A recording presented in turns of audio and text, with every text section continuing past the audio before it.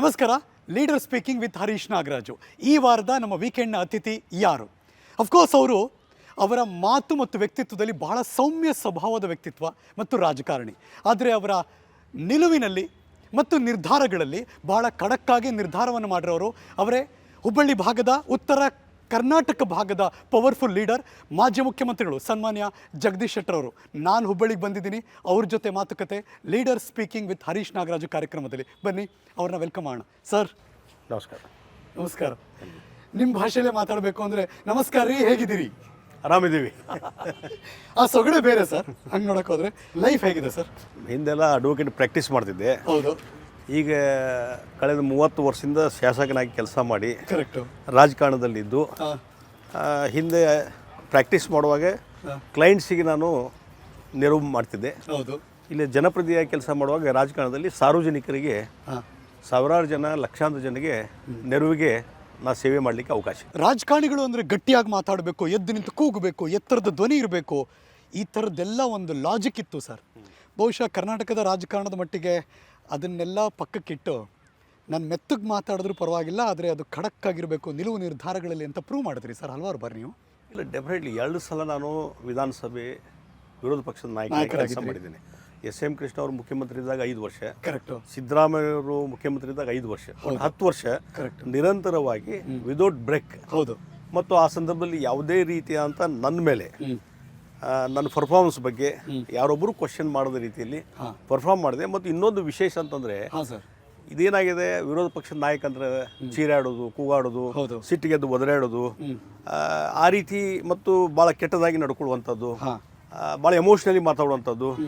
ಆದರೆ ನನ್ನ ಸ್ವಭಾವ ಅದಲ್ಲ. ಹೀಗಾಗಿ ಇದ್ದಂಥ ವ್ಯವಸ್ಥೆಯಲ್ಲಿ ಯಾವ ರೀತಿ ಸ್ಪಷ್ಟವಾದಂಥ ನಮ್ಮ ನಿಲುವು ಹೇಳಬೇಕು, ಆ ಕೆಲಸವನ್ನು ನಾನು ಮಾಡಿದೆ.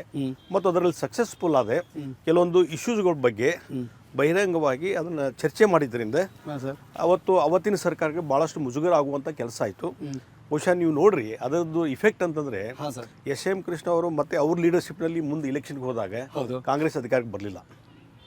ಆಮೇಲೆ ಸಿದ್ದರಾಮಯ್ಯನವರು 5 ವರ್ಷ ಮುಖ್ಯಮಂತ್ರಿ ಆಗಿ ಮತ್ತು ವಾಪಸ್ ಅಧಿಕಾರಕ್ಕೆ ಬರಲಿಲ್ಲ ಕಾಂಗ್ರೆಸ್ ಪಾರ್ಟಿ. ಅವರು ಬರಲಿಲ್ಲ, ಕಾಂಗ್ರೆಸ್ ಪಾರ್ಟಿನೂ ಬರಲಿಲ್ಲ. ಅಂದರೆ 5 ವರ್ಷದ ನಮ್ಮ ಪರ್ಫಾರ್ಮೆನ್ಸ್ ಏನಿರ್ತದೆ, ಅದ್ರ ಜೊತೆ ಪಾರ್ಟಿ ಮತ್ತು ಸಂಘಟನೆ, ಆಂದೋಲನ ಇವೆಲ್ಲ ಇರ್ತವೆ.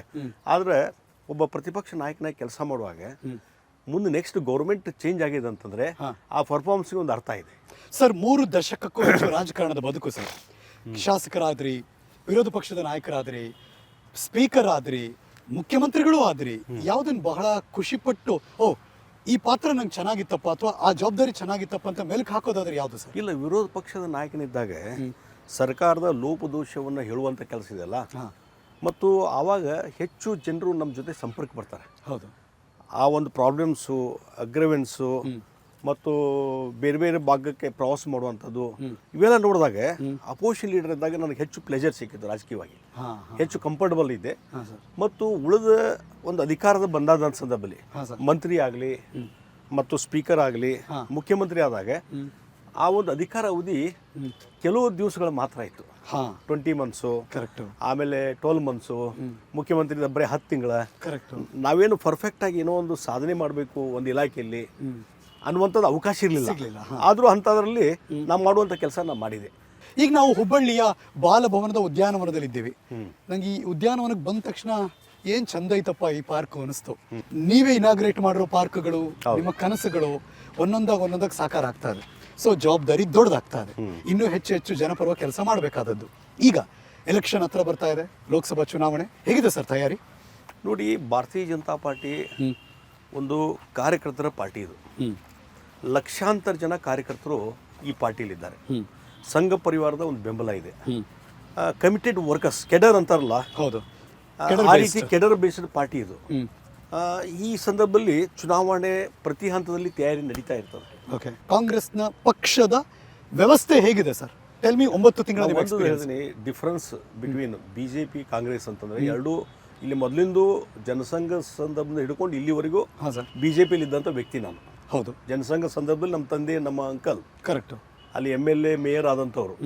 ಮತ್ತು ಅದನ್ನು ಆ ಜನಸಂಘ ಟೈಮ್ನಿಂದ ನನಗೆ ಅನುಭವ ಇದೆ. ಆದರೆ ಇಲ್ಲಿ ಕಾಂಗ್ರೆಸ್ನಲ್ಲಿ ಕೆಲವು ತಿಂಗಳು ಅಲ್ಲಿ ಇದ್ದಿಲ್ಲ ನಾನು. ಹೌದು. ಅಲ್ಲೇನಿದೆ, ಅವ್ರಿಗೊಂದು ಕಾಂಗ್ರೆಸ್ಗೆ ಒಂದು ವೋಟ್ ಬ್ಯಾಂಕ್ ಇದೆ. ವೋಟ್ ಬ್ಯಾಂಕ್ ಮೇಲಿನ ಭಾಳಷ್ಟು ಡಿಪೆಂಡ್ ಆಗಿದ್ದಾರೆ. ನೆಟ್ವರ್ಕ್ ಅನ್ನುವಂಥದ್ದು ಕಾರ್ಯಕರ್ತರು ಇದ್ದಾರೆ, ಒಂದು ಅಲ್ಲಲ್ಲಿ ಸ್ಥಳೀಯ ಲೀಡರ್ಸ್ ಇದ್ದಾರೆ. ಆದರೆ ಬಿ ಜೆ ಪಿಗೆ ಇರುವಂಥ ಒಂದು ನೆಟ್ವರ್ಕ್ ಏನಿದೆಯಲ್ಲ, ಪ್ರತಿಯೊಂದು ಬೂತ್ನಲ್ಲಿ ಇವತ್ತು ಇದೇ ಕಾಲನಿ ಇದೆ, ಇಲ್ಲಿ ಒಂದು ಬೂತ್ ಇದೆ, ಇಲ್ಲಿ ಬೂತ್ನಲ್ಲಿ ಒಂದು 100 ಜನ ಕಾರ್ಯಕರ್ತರು ಹುಡ್ತಾರೆ. ಅದೇ ಕಾಂಗ್ರೆಸ್ ಅವರು ಇಲ್ಲಿ ಅದಾರಂದ್ರೆ ಇಲ್ಲ. ಓಕೆ. ಅನುಕ್ಷಣದ ಸುದ್ದಿಗಳಿಗಾಗಿ ವಿಸ್ತಾರ ನ್ಯೂಸ್ ಯೂಟ್ಯೂಬ್ ಚಾನೆಲ್ ಸಬ್ಸ್ಕ್ರೈಬ್ ಮಾಡಿ. ಹೊಸ ಸುದ್ದಿಗಳ ನೋಟಿಫಿಕೇಶನ್ಗಾಗಿ ಬೆಲ್ ಐಕಾನ್ ಕ್ಲಿಕ್ ಮಾಡಿ. ಲೇಟೆಸ್ಟ್ ಅಪ್ಡೇಟ್ಸ್ಗಾಗಿ www.vistaranews.com ವೆಬ್ಸೈಟ್ಗೆ ವಿಸಿಟ್ ಮಾಡಿ. ಅಂಗೈಯಲ್ಲೇ ಜಗತ್ತಿನ ಸುದ್ದಿ ತಿಳಿಯಲು ವಿಸ್ತಾರ ನ್ಯೂಸ್ ಕನ್ನಡ ಆಪ್ ಡೌನ್ಲೋಡ್ ಮಾಡಿ.